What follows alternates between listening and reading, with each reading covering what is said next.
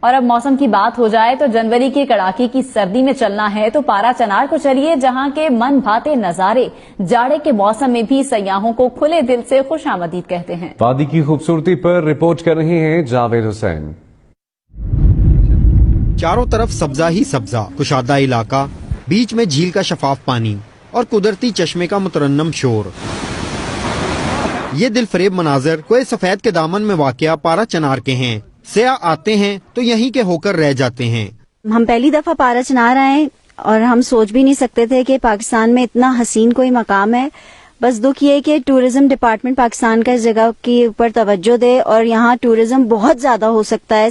یہاں تک پہنچنے کا راستہ اگرچہ دشوار گزار ہے، لیکن فطرت کے کھوجی کہاں مشکلات سے گھبراتے ہیں۔ قدرتی خزانوں کے قدردان من بھاتے نظاروں سے خوب لطف اندوز ہوتے ہیں۔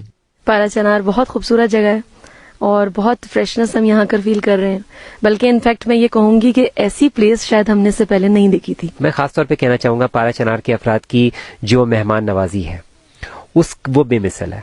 اونچے پربتوں پر برف کی جمی طے یہاں کے پہاڑوں کی خوبصورتی اور بھی بڑھا دیتی ہے۔ آسمان سے برف کے گالے گرتے ہیں تو وادی کا حسن اور بھی نکھر جاتا ہے۔ جاوید حسین، ہم نیوز، پارا چنار۔